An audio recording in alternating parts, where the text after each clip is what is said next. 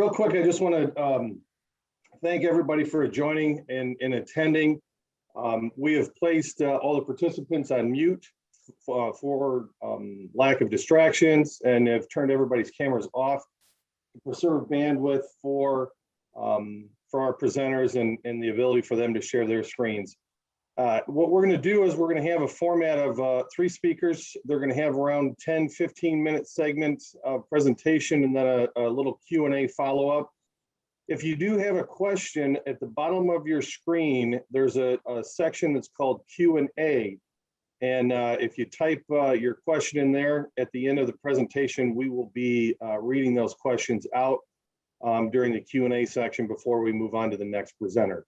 So first up, we've got Eli Nicolosi. Eli is a founder of Astute Web Group. Eli brings more than 20 years of experience as an illustrator, web, and graphic designer. Mr. Nicolosi earned a bachelor's degree in art and design from Columbia College in Chicago, Illinois. And Eli is involved in the community, keeping active in local politics and other organizations through Northern Illinois.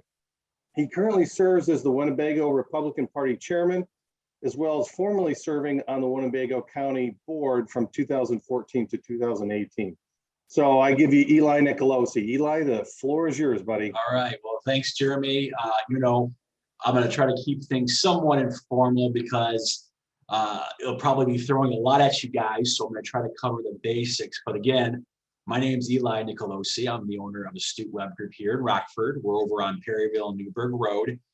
And we've been doing this now for about 20 years. So in web design terms, I'm pretty ancient. I think I've seen everything come around. I started this business when things were at its infancy, and I've grown with it. And since then, we've got a building, we've got employees, we've done quite a bit. And primarily, we help a lot of local small businesses here in the area, a lot of manufacturing firms. We also, as Jeremy said, I'm involved in local government, so I do a lot of government websites as well.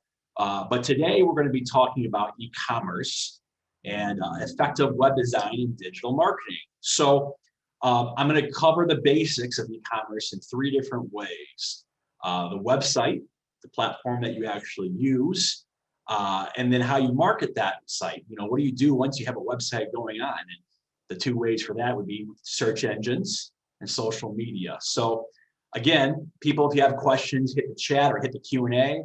I'm happy to, bump off. We don't want to go too many things here, but just let me know. I'll keep it informal as I can. So again, the first thing we'll talk about is your website, and what platform do you use? You probably noticed if you're looking to do an e-commerce website, there's a ton of platforms out there. And so the first question you need to ask yourself, is this something that I want to handle, or is this something that I need to hire somebody?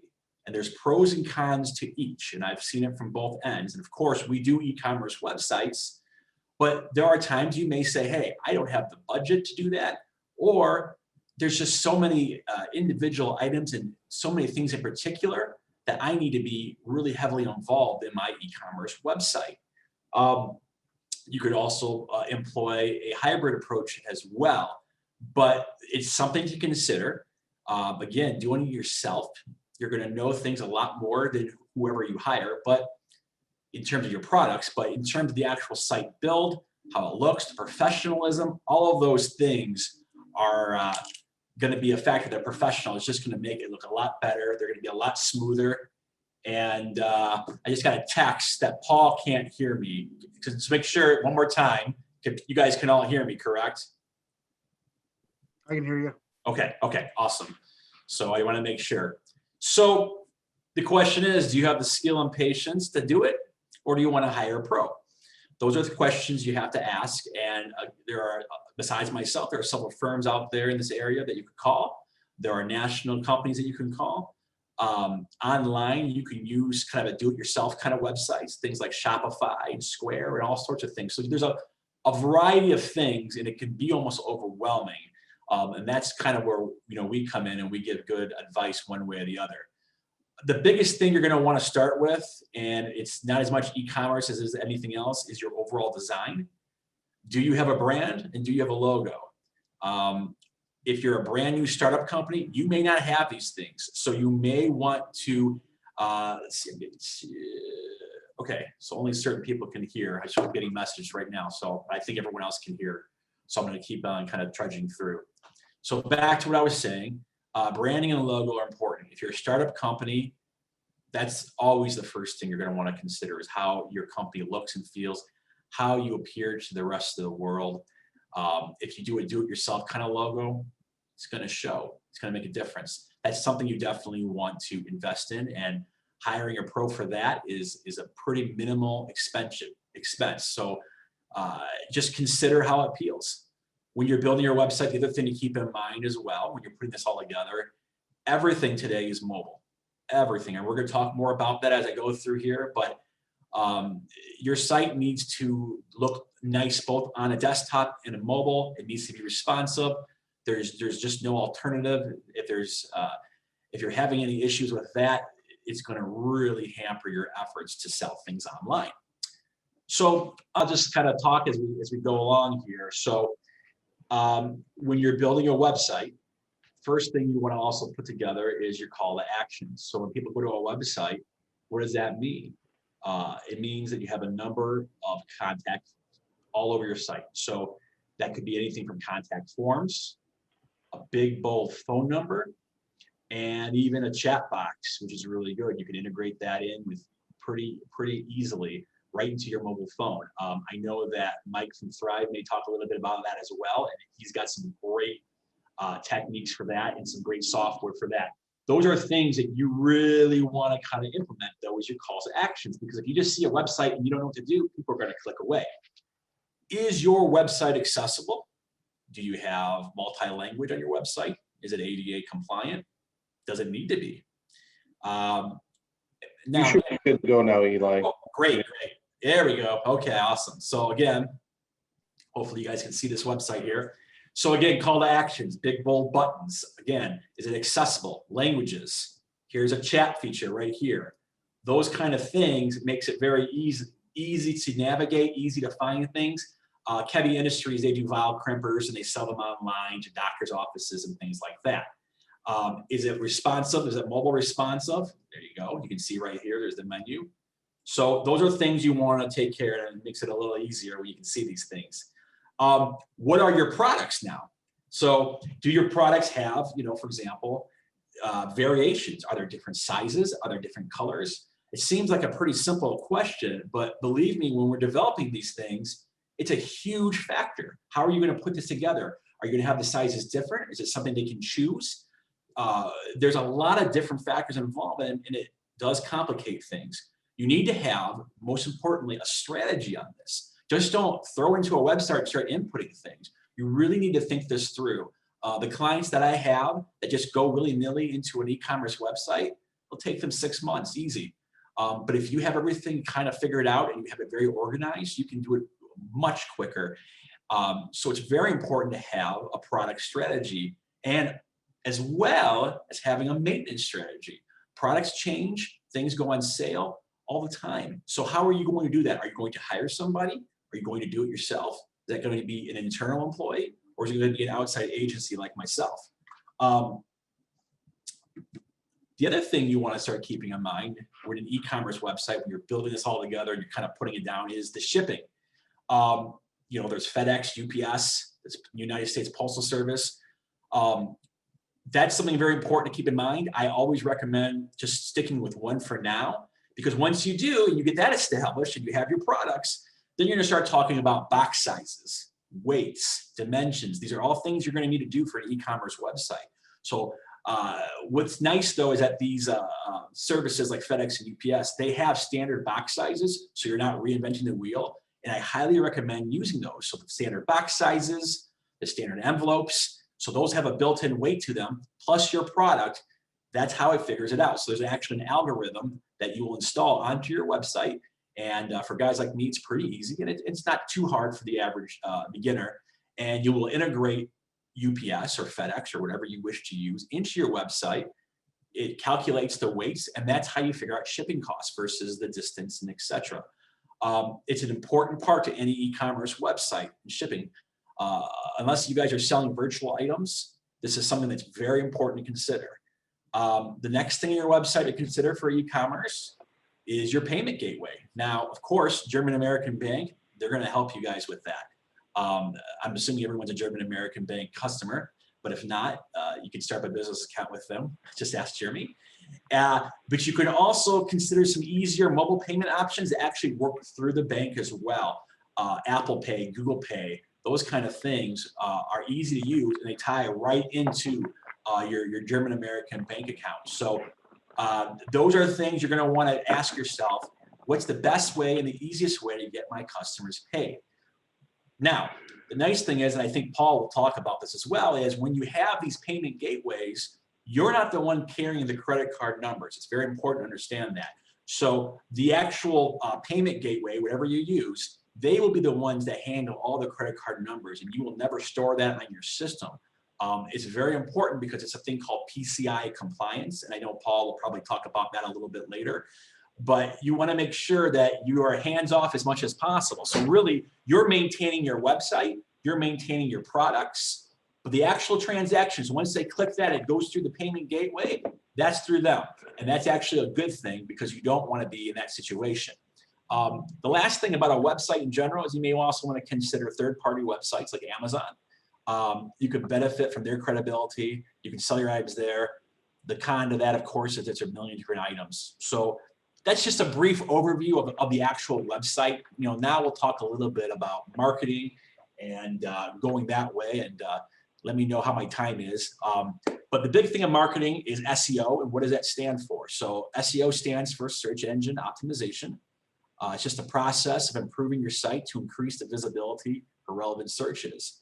A research study discovered that an average click-through rate for the top websites, it was 36.4%. The second overall website was only 12.5%, and the third was 9.5%. So basically, the first position more than doubles the second position. So it really kind of shows you that if you have some good optimization techniques and you're the top overall, you're going to get more sales. And there's different kinds of SEO as well. There's organic SEO, and that's building up links, blogging, doing things on your website, and that pushes it up. And there's also pay-per-clicks as well. So you have those as well, and those are paid ads and things like that. All of those things will push you to the top, and we employ a strategy for both. As you're thinking about search engine optimization and whatever products you're selling, what kind of keywords you think people will be looking for. So if you're selling t-shirts in Rockford t-shirts, things like that. You've got to start thinking and doing some research on your keywords. That's something that a digital marketing agency like myself can help you pick the right ones, and also make sure that it's relevant. Is it a local thing? Are you doing it regionally? Are you doing it nationally? So there's a lot of different techniques to use depending on what your business is looking for. If you are a brick and mortar business, make sure that your name, address, and phone number for any location you have is on your website very clearly, because the good news is, even though Google is a worldwide thing, it does take take your company's precedence in the location you're searching. So if you are searching for t-shirts in Rockford, Illinois, and you just type in t-shirts near me or t-shirt designer, your company will get a little bit of a boost there. It typically goes more local than anything else. So that's the good news. Are you tracking and are you having analytics? That's the other question involved. You need to figure out, if you're going to be doing some SEO and marketing, how are you keeping track of all these things? How many people are coming to your website? What does it matter? So we've got, I think I still have my screen here, and we've got tracking tools built into things.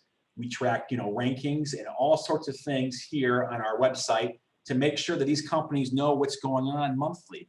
Now, you don't need to go as fancy as that. You can get something as easy as Google Analytics for your website, but it is very important to understand that and keep track of what's counts, because otherwise you're just kind of throwing stuff in the air and it doesn't make sense. Website speed is another thing to consider as well for search engine optimization. Research shows that 40% of people, they abandon their website if it takes longer than 3 seconds to load. So if you're uploading huge pictures, if it's just a bloated website, you're going to lose customers because your site is slow. So at the end of the day, it's all about conversions. As people go on your website, you want to make sure you convert them over to sales. You want them to click the call to actions. You want them to chat. You want them to fill out the forms. Most importantly, you want them to buy. You want them to add the cart. All of those things I'm talking about, get them to that ultimate point in which gets you that sale. Now, the other thing, and how much more time do I have left here, Jeremy? Do you know? Yeah, I just shot you a text about 5 minutes, Eli. 5 minutes, perfect. Well, that'll go quick. I'll talk just a little bit about social media, and then I'll handle any questions. So Social Sprout reports that after following a brand on social media, customers continue to engage in other ways. 91% check the brand's website or app, 89% that come from social media make a purchase, and 85% recommend the brand to someone they know. So again, what's your strategy for social media? What platforms? Depends on your market. Maybe it's a Facebook strategy, an Instagram. Maybe it's more professional, LinkedIn. These are things you have to ask yourself. Who are your target audience, and how have you researched your audience? You need to do some research if you haven't done that already. So for example, 60% of Pinterest users are women, and 98% of Facebook users access the site via mobile devices. So these are things you need to understand when you're doing that. You need to look at your competitors. And then more importantly, when you're doing your social media strategy, what it will be your posting strategy. I would not recommend just posting sale after sale or promotions. It's going to turn a lot of people off. I always recommend doing educational things. So again, if we're talking about t-shirts, maybe you're talking about the quality of t-shirts, or maybe there's different kinds of apparel that people can use to print things on. You need to educate folks to make it content that they want to kind of follow and search. So as well on social media, you're going to want to track that success as well. What does it look like? Is that likes, shares, comments, retweets are always good. Those are things, I'm going to stop sharing my screen here since I don't have too much more time. But ultimately, you want to track these things to get to sales. That's the most important thing. Reviews, responses, reputation, those are things on social media you're going to have a strategy as well. Are you going to be answering people all the time? Are you going to be commenting on reviews? These are things that are going to help your e-commerce website. And I'll end with, again, we're going kind of an overall picture here, but when you're doing these social media and when you're doing these postings, make sure that you have some automation tools, especially if you're doing it yourself. If you're not doing it yourself, make sure that you have either a firm to help you or staff, because your social media, just like your website, is open 24 hours a day, 7 days a week, 365 days a year, including Christmas, Easter, any holiday you want. It's just not possible to get to people all the time. And believe it, they will come at any time of the day and night. So it's very important to have a strategy on social media, to use automation tools. Some sites like Facebook have it built in. There's lots out there that can do that. So keep that in mind, especially if you're going to be doing ads and things like that. Again, there's a lot to the e-commerce. There's no way you can cover that in 15 minutes. But again, if you just kind of pay attention to the website you have, and then how you market that via search engine optimization and social media, you'll have a lot more success. Planning is always the key. And I'm happy to answer any questions. That's what we're here for. We've been in business for 20 years and we've seen a lot. So I'll open up the floor, I guess, if anyone has any questions about web design or anything like that for their small business. Excellent. Thanks, Eli. And so just for the Q&A, remember, again, all phones are muted. There's a tab at the bottom of your screen that is labeled Q&A. You can select that and type in any questions. I'll read those off if anything comes in within the next 30 seconds or so. Eli, if you can do me a little quick favor, if you can click Mike's, Peyton's name and make him the host so he can now share, I'd greatly appreciate it. Will do. And at this point, Eli, I do not have any questions for you. Awesome. So what I may end up doing is we'll roll right into Mike, and if anything comes in before we wrap up at the end that is for you, I'll certainly read those out. But I thank you very much for your time and information today, Eli.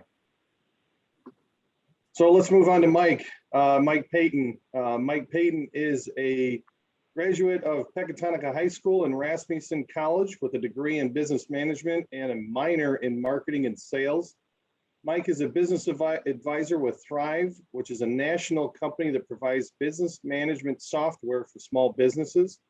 Mike has held various roles over the 16-year career in sales and sales management and runs a small seasonal business for party rentals called State Line Bounce House as well.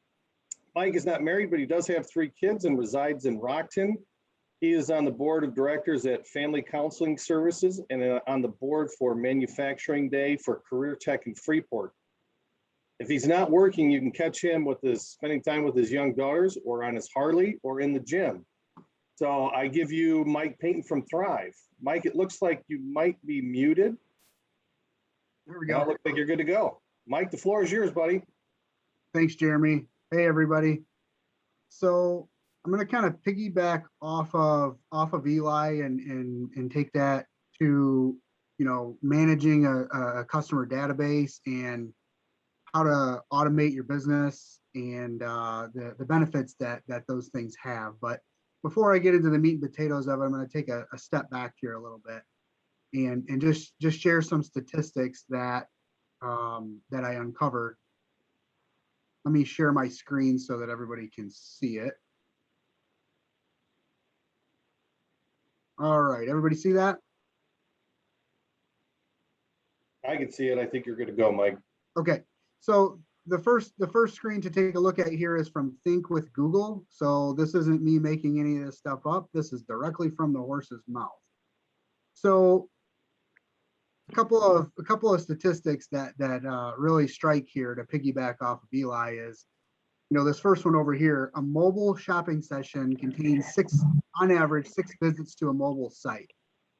And what that means is that people don't typically buy on the first pass through. They're gonna, if they have a good experience with your site, then they will likely come back after they're continuing to shop around. So if they don't have a good experience with your site, they're far less likely to not come back to it.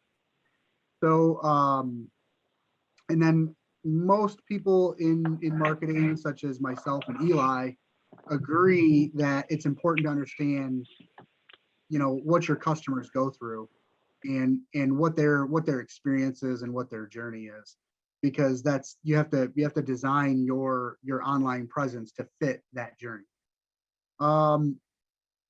Let's scroll down here a little bit more. And this one over here talks a little bit about just their likelihood of buying, on a mobile app versus the actual site. So take a couple look at some other statistics here. Again, this is from Think by Google again. 78% of consumers have spent more time researching a brand online than researching it in a store. Again, you got to have your online presence has to be right. 60% of smartphone users have contacted a business directly using the click to call option. Do you even have that on your website? So here's some other statistics down here.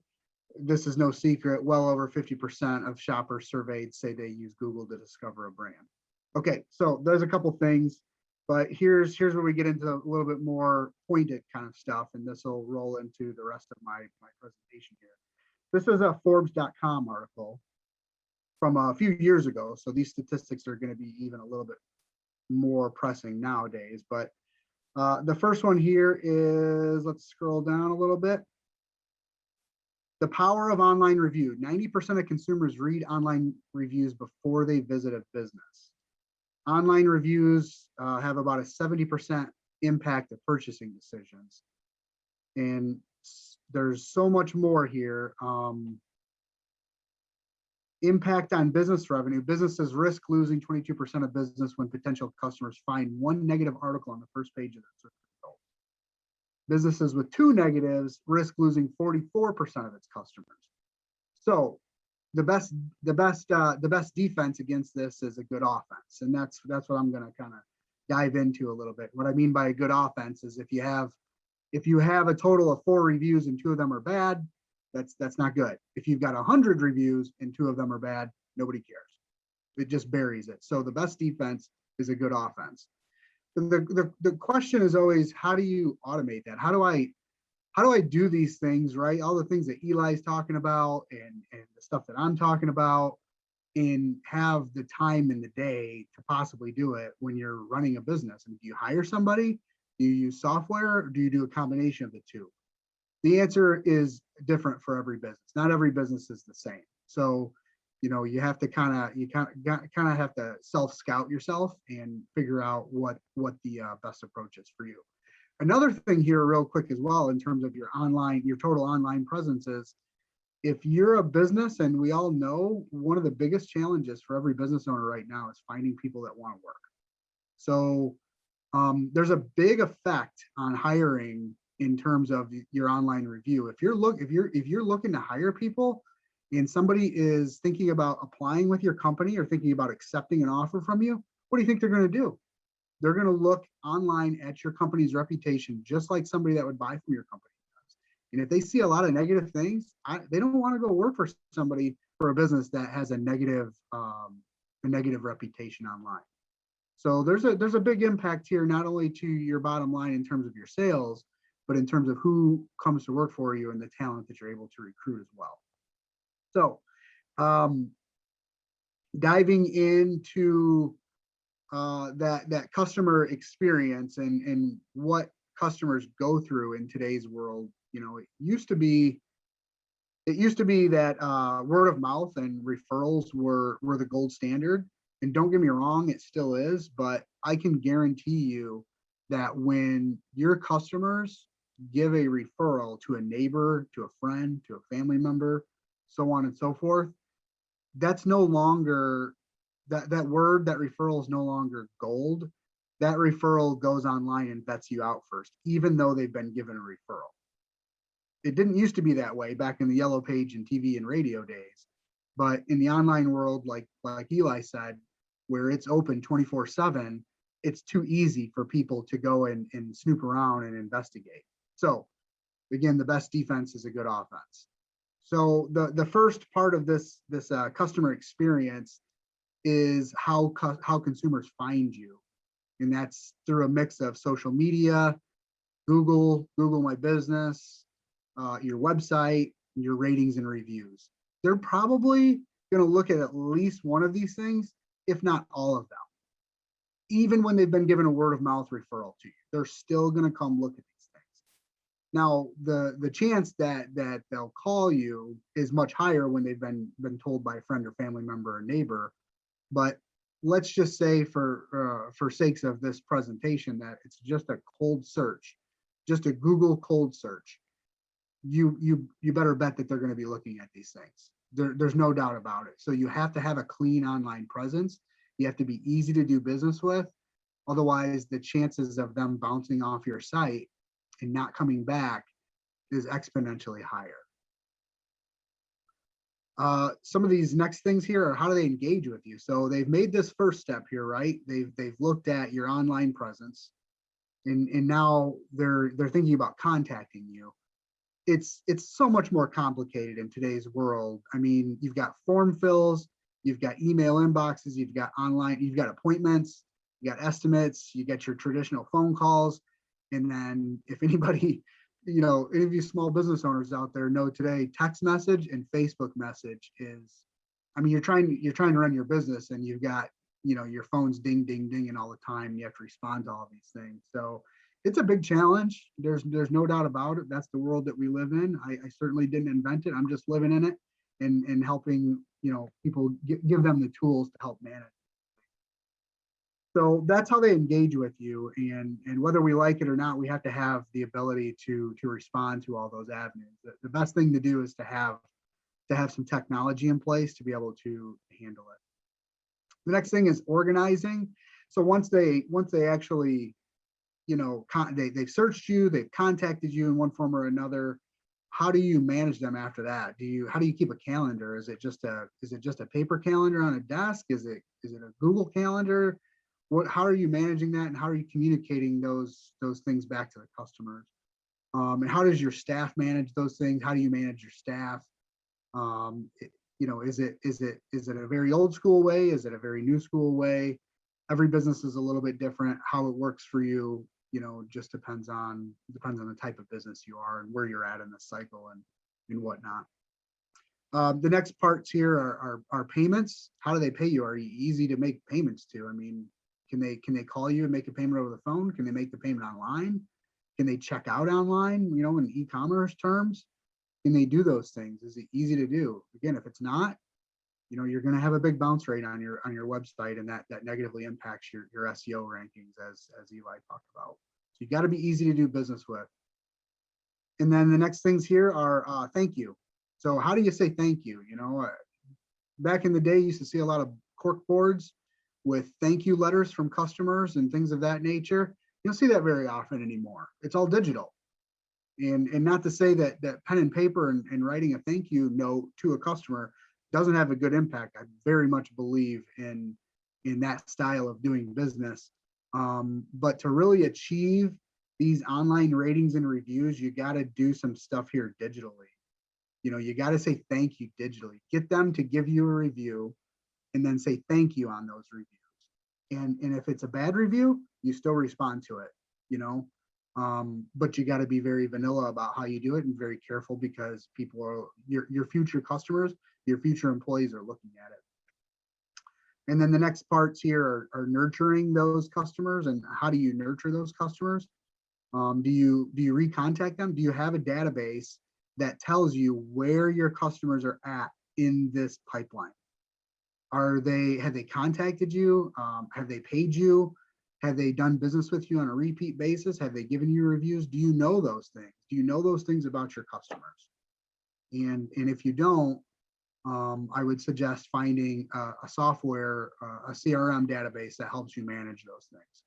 How much time do I have left? You've got, let me look here. You've got roughly 5 minutes. Okay, thank you. So I've got a couple of live searches pulled up, and we'll take a peek at a couple of live searches to see what a customer experience is. This first one here is just a simple auto mechanic search for Rockford. So this is what they first see, and this is always changing. Google never looks the same search by search, person by person, but for this particular live search, this is what they see. So people will come in here to this map section and just browse over the amount of reviews that these businesses have. So the first couple that they're seeing here, you got 240 reviews, you got 107, and then you got 22, and then 569. Who do you think's not going to get chosen out of this map pack right here? It's probably going to be the guy right here with 22, because he's surrounded by others that have a ton more reviews.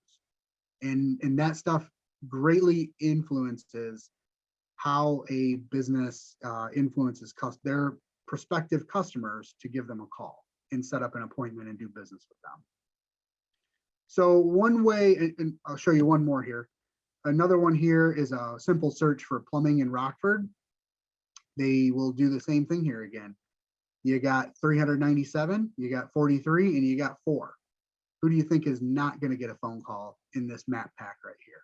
Probably going to be the guy down here with 4, unfortunately, because he's just getting dominated by the others. So these things matter. These things matter to consumers, and if you're growing your business and want to make more money, they should matter to you.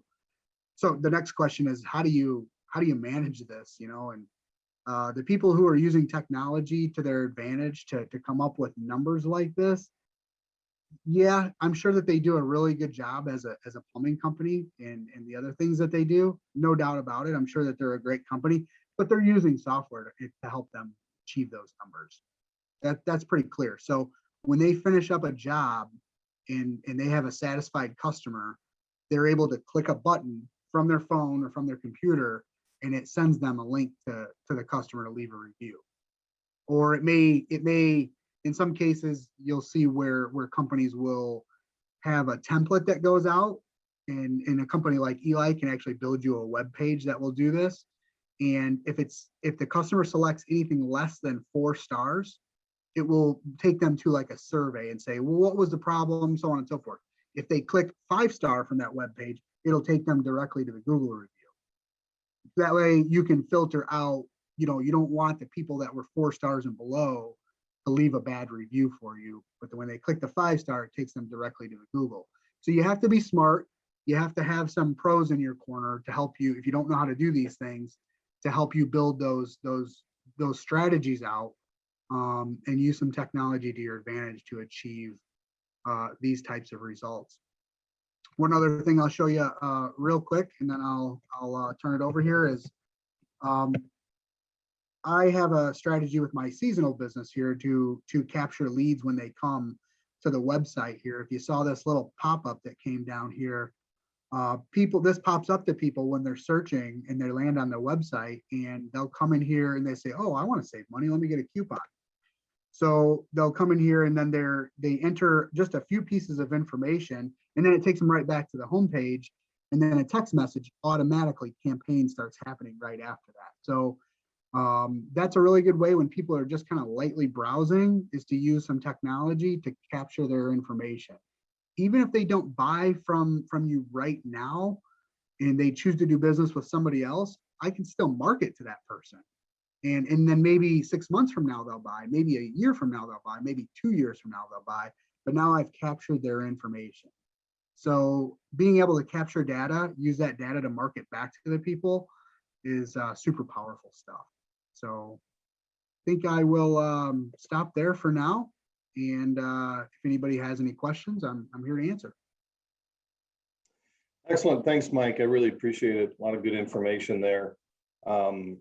You know, at this point, again, we don't have any Q&A in the Q&A post. So if any of you guys have questions, again, you can go down to this bottom of your screen here where there's a Q&A tab. Click that, type them in. We'll read them off to whoever you've asked the question to.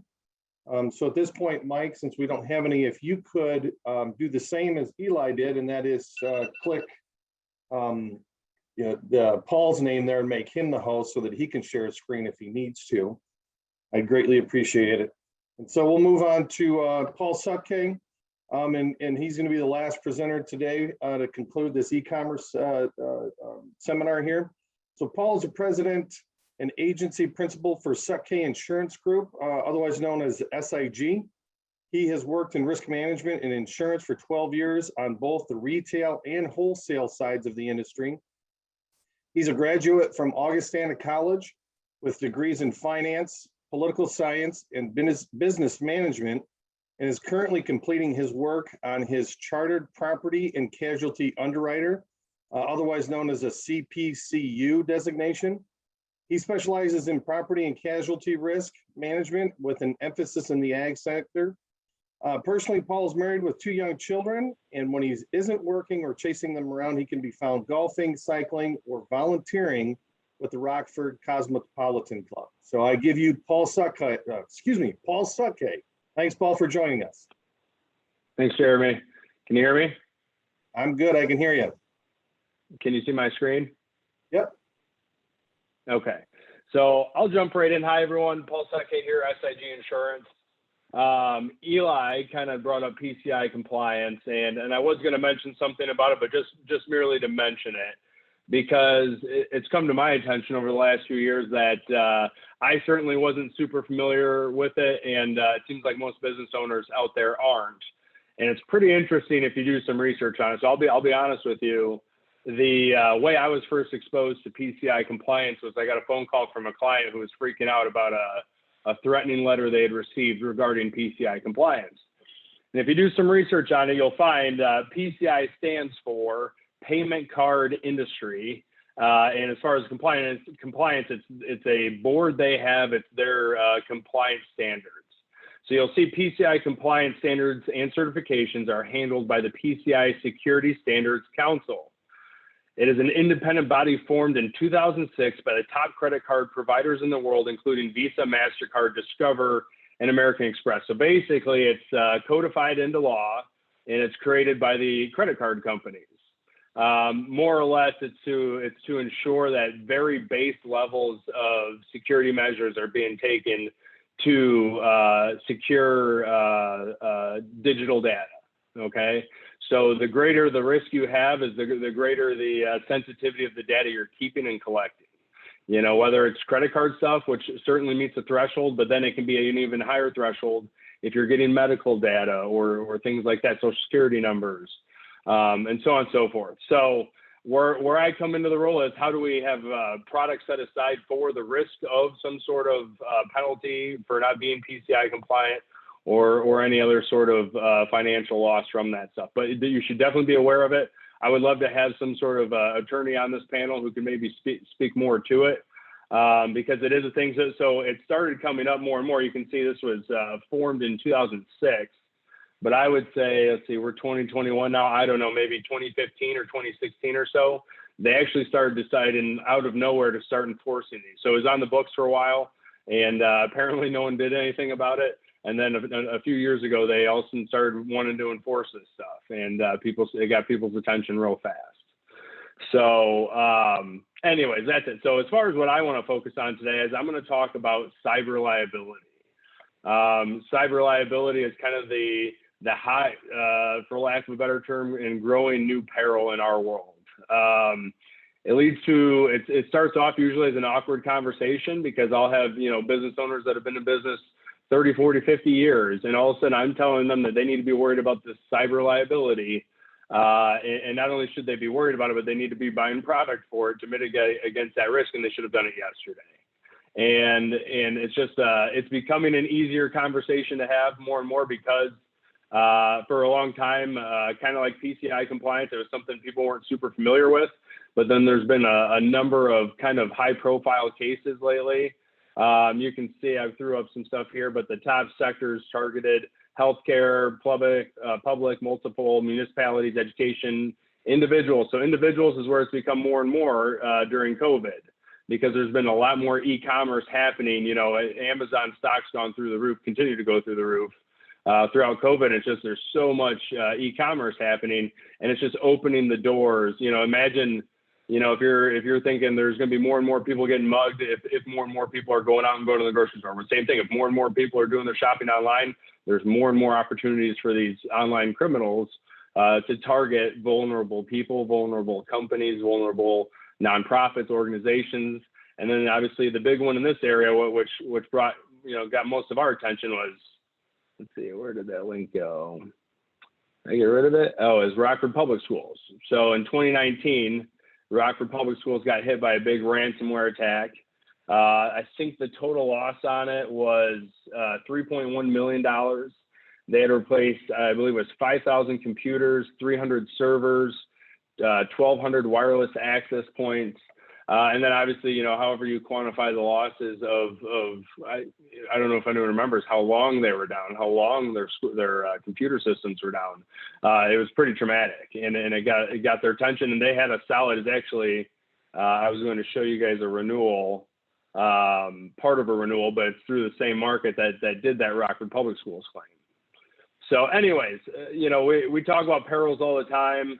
That's how I'm always trying to kind of formulate this in my clients' minds is, insurance policies are a financial contract that covers certain perils up to a certain limit for a certain length of time, considering deductibles, all that kind of thing. Okay. So this cyber peril is very new to us still. Obviously, it's been around a little bit. It's been around since the new digital era, the internet era began, but it's becoming more and more of a problem. Criminals are becoming more and more sophisticated. The ways you can have loss are becoming more and more sophisticated. And so, let's step back. So perils, fire as a peril for a property loss, theft, wind, hail, those kinds of things. We have, decades, if not centuries of actuarial data that companies can then analyze and create product for and underwrite risks, with regards to that. Cyber's still so new. There's all sorts of new ways that it's affecting us. And you can see here, the number one cause of loss, they say, is breach, incident response, and crisis management. So basically pretty general breach. I think I had another one over here that just shows, business email compromise, ransomware, which is where the Rockford Public Schools fall under. But there's a whole gamut of different ones. And that's the problem is, it's really hard for them to underwrite and create product and sell it in a way that they know, won't be at a loss as far as mass losses go. And again, the insurance industry has been rocked in 2020. If you guys haven't seen it yet, I'm sure you're seeing premium increases on your property stuff for sure, if not other lines of business. So, underwriting is hardening up across the board. We're having companies that have been on accounts for a long time that all of a sudden are finding reasons to get off it. And it's been profitable accounts. So it's really an interesting time in risk management right now. But anyways, this is a relatively new peril for us. They're underwriting it all the time. most BOPs, which is what your standard garden variety retail, mom and pop variety business is going to be written under as a business owner's policy. They'll have certain endorsements you can do that add, they'll call it data compromise or some sort of cyber breach. It's very limited. And if you read the policy wording, they're usually very limited in dollar limit that they'll pay out, and also breadth of coverage as far as how they define the peril. And that's because a lot of these companies are dipping one foot into the water, knowing that they have to offer some sort of coverage, or that they should offer some sort of coverage, but obviously not exposing themselves too much for huge losses. So anyways, we have products for that. I was going to show one. Jeremy, where am I at on time? Am I good? Yeah, you got about 7-8 minutes left. Okay, so here's a full-blown cyber. I didn't have enough time to quite scrub this because this is an actual client's renewal. But you'll see this comes with pretty big limits, $500,000 limits, and you can just see on this is one page of a 61-page document, the different ways that they're breaking down apparel within the cyber realm. Reputational harm, system failure, utility fraud. You'll see there's business interruption, which is a very traditional insurance product, but now they're applying it in the cyber realm, where if your business is unable to operate due to a cyber loss, you could look at Rockford Public Schools as an example. How I think the schools were completely shut down for a number of days, and then they were partially operational for a number of days. Well, they can underwrite that and figure out what the financial loss is there, and they can assign a limit to it and all that kind of stuff. And you can see a lot of these things, they'll have a $1 deductible retention, $1,000, but they also have a time deductible, so it doesn't kick in for 10 hours or whatever.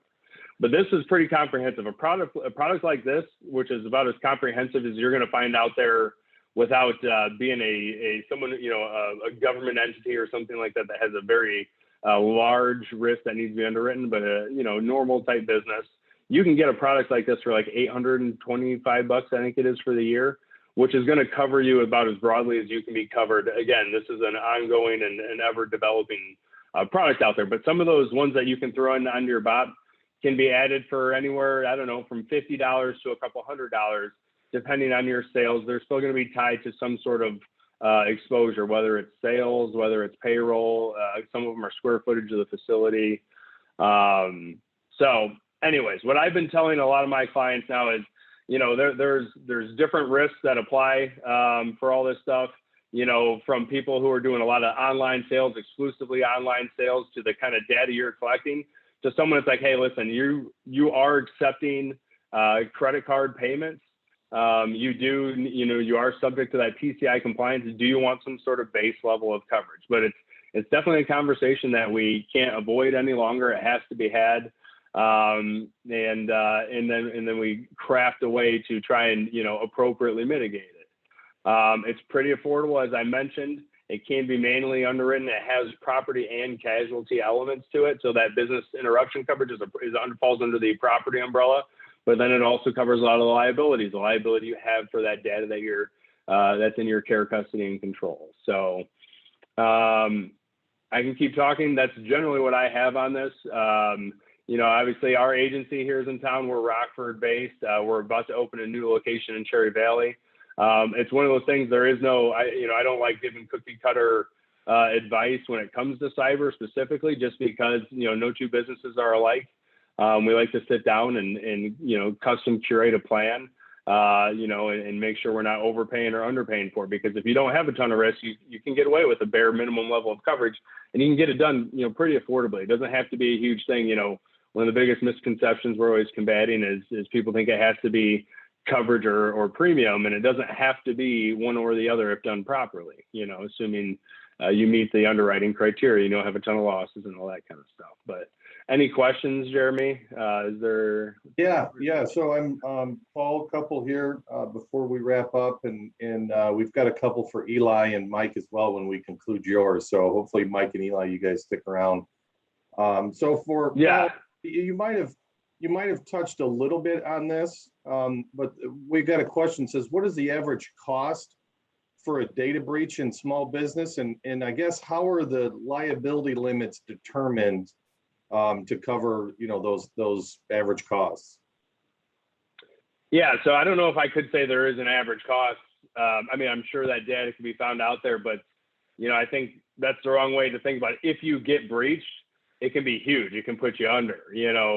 Eli, I don't know if you've had any experience, but some of it it's an actual ransom where you got to pay the ransom to get control of your secure data again. I have had experience with that. Yeah. But that's why, I've never had to do that because remember, when you're a professional, you kind of have these protocols in place. And one of our biggest protocols is backups. So you want to make sure you always have backups. As long as you have backups, you're in good shape. When you don't have any backups to your websites and things like that, that's where problems can happen. Yeah. Okay. So then another question for you, Paul, would be, is it, if you don't have a website or an e-commerce site, do you still need to worry about cyber liability? I mean, if you're doing just cash transactions and, and there's no sort of digital presence or anything like that, I don't know why you would have cyber liability. I don't see where the risk is.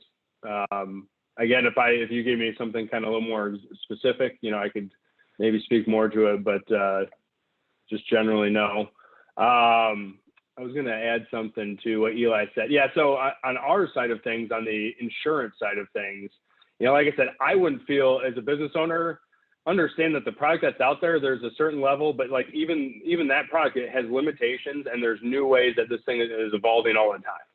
So I would just I would say, instead of relying on some insurance product to be there if and when you get hammered, make sure you're doing the very base things that are set up to mitigate this risk to begin with. And that would be, neither Eli, Mike, or I are IT professionals, but if you haven't, or, you work with, business clients and they haven't, even if it's based out of their house or whatever, sit down with an IT professional and make sure they have very basic firewalls, very basic, password protocols, things like that in place. Most of the, especially people have just never been told before, the biggest thing is the phishing campaigns. And I think Eli probably has some experience with that as well. But it's like just knowing how to kind of identify some of that stuff and say, hey, listen, talk to your employees about, this is a risk out there for us.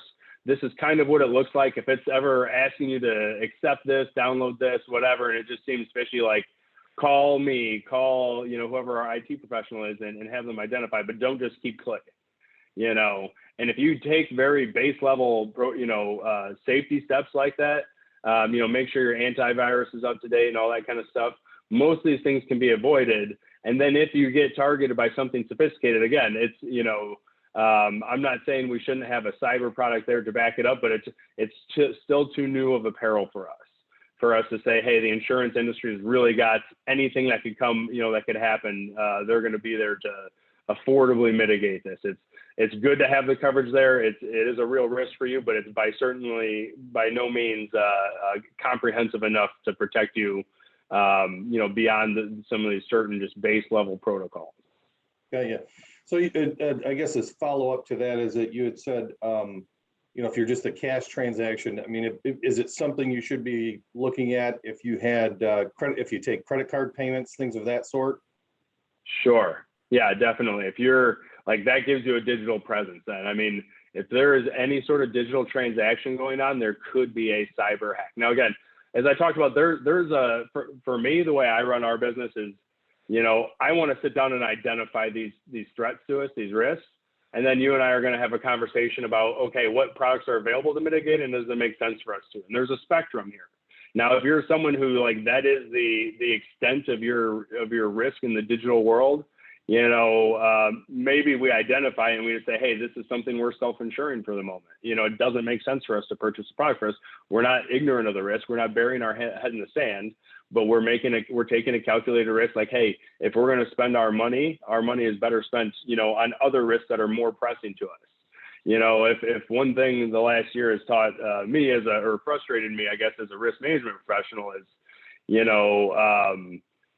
we are surrounded by risks all the time. And there are real risks that I have to almost break clients' arms to take seriously, and other things that aren't that huge a risk to them that they either, maybe it's a family business and it happened to their grandfather a number of years ago. And they're just like, you know what, I am not going to leave my neck out there exposed to this type of risk. And that's fine. My job is to identify these things and then help you pick the risk threshold that's right for you. And if there's a product there to help offset that, great. If it doesn't make sense to do that, then great too. But at least we've identified it, and we're not going to get blindsided by something. Thanks. Last question for you, Paul, and that is, Yep. On the individual side, obviously, you're talking on the business side, but can or should an individual also get liability coverage? What is the individual's liability versus the business type scenario? I guess if you can kind of quick go through that. Well, just real quick on it is I would say that's a little bit better, is because the way some of the personal liability forms are written are quite broad. We've been doing we do a lot of home auto, that kind of insurance, and we have people that are just, people always ask, hey, Paul, how much coverage do I need? And I say, good question. What kind of accident are you planning on having? And I've been around long enough to see some pretty crazy stuff that we would have never seen coming. If you think of the mayhem commercials for Allstate you see on TV and stuff, that stuff happens. And it happens to the best people. I have a client who is an immigrant from Ukraine, wonderful lady, and got in like 4 car accidents in her each rental while the other one was being repaired, got in an accident while she was riding her bike, had her house burned down, all in like a 6-month period, and had never had anything happen prior to that. So sometimes when it rains, it pours. But what we always recommend, especially for our commercial clients, is that you have some sort of umbrella policy that blankets over your personal auto liability and your personal liability as an entity. And a lot of those ones are written on what we call open peril, which means it'll cover anything if it's not specifically excluded. So barring things like homicide, it's going to be covered. We've had examples where clients' kids are down at U of I or whatever, they get into some online spat on Facebook, and next thing you know, someone's suing them for slander or something like that, where the personal liability and, if necessary, the personal umbrella kick in to pay out on that stuff. We've had people who are, sales guys that work out of their house and are 1099 subcontractors for some company as outside sales. And all of a sudden, a contract goes south or something like that, their personal liability is paid out on that. So yeah, there's definitely a different way to skin the cat as far as personal liability as well. I hope that answers it. Yep, thank you. I really appreciate it, Paul. We've got a few other questions, and so most of them, what's remaining here for Eli and Mike. And so I guess for either one of you, I've got a couple questions I'm going to throw out here for you, and you guys can just maybe both of you go at it and how you want to answer it. So for you guys, what is the appropriate balance between digital advertising and other advertisings like radio, TV, or print? I guess I can answer that one.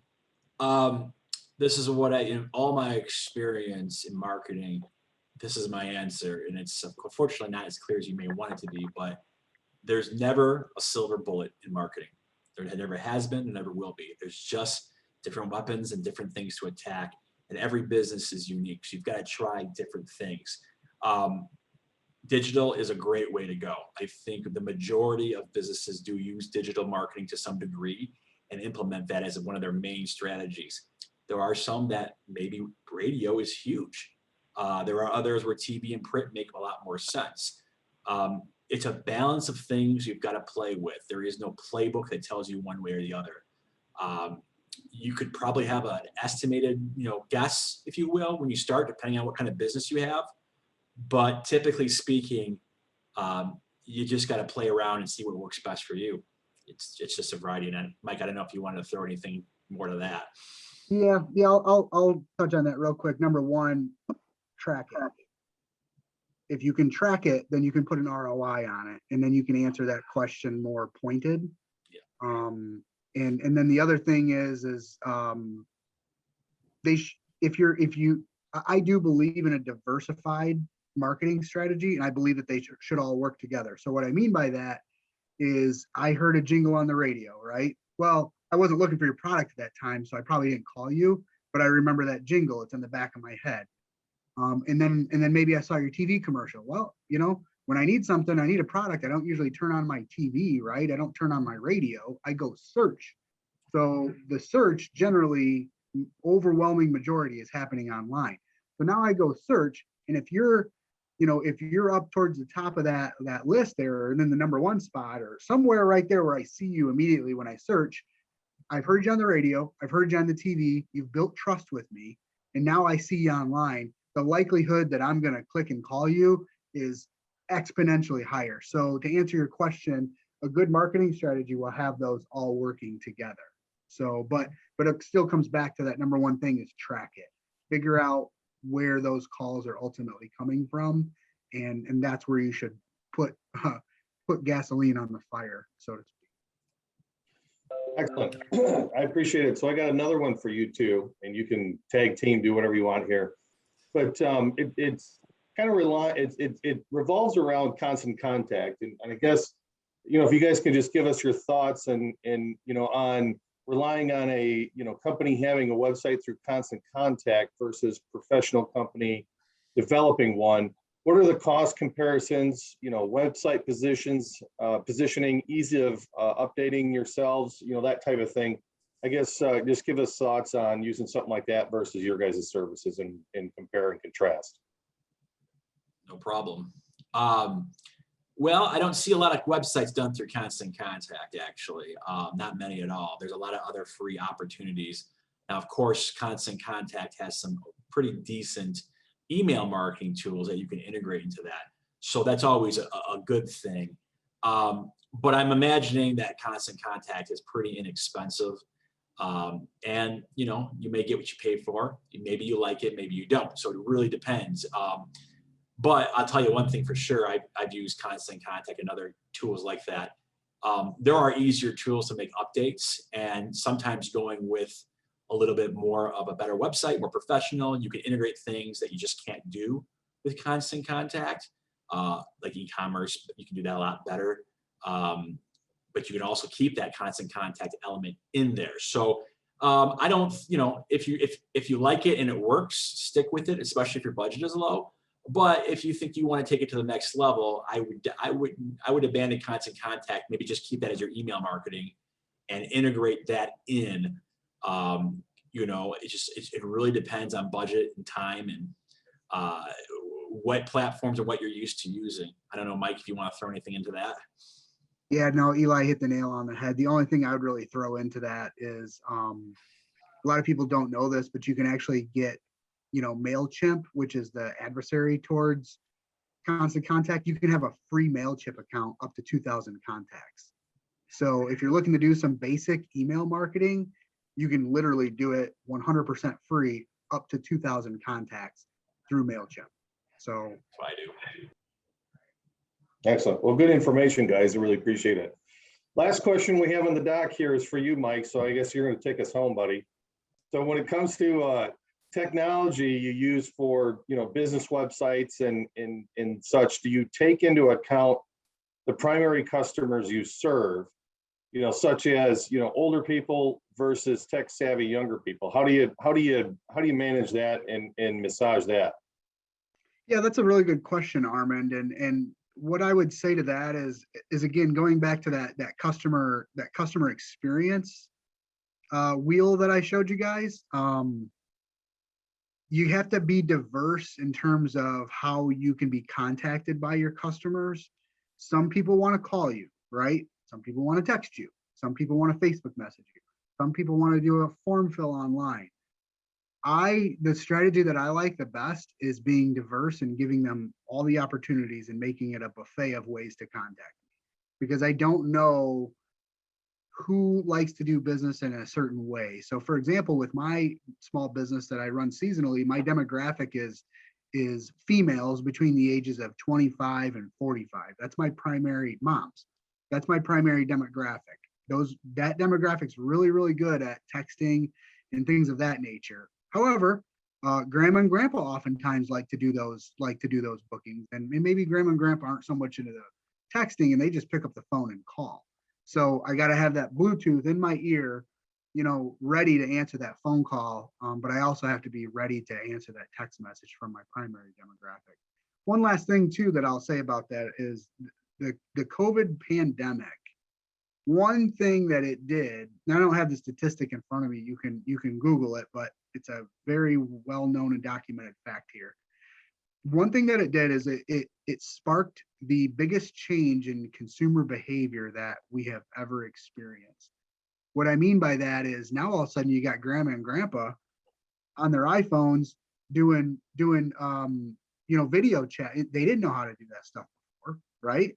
So the COVID pandemic really kind of forced people and accelerated that learning curve of technology into a generation that previously wasn't fully embracing it, so to speak.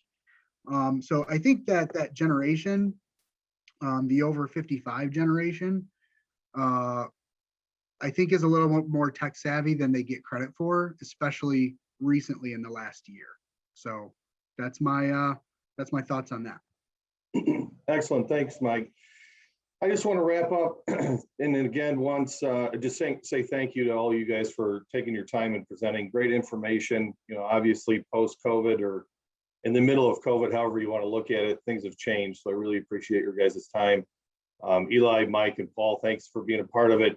For those that are attending, what we're going to do is we will send an email out with the contact information to today's presenter. So if you have any further questions or want to get in touch with them about their services, things of that sort, we will be sending that out and sharing their contact information with you guys.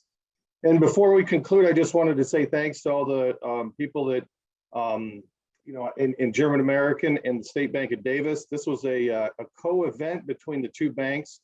And if you are a State Bank of Davis customer or looking to do business with them, thanks for joining us today. And if you're a German American State Bank customer, we're glad that you're here and hopefully you've gotten some information from this. And feel free to reach out to us if there's anything we can do for you guys. So this concludes the seminar, and I just want to say thanks again to everybody involved, and you guys have a great day.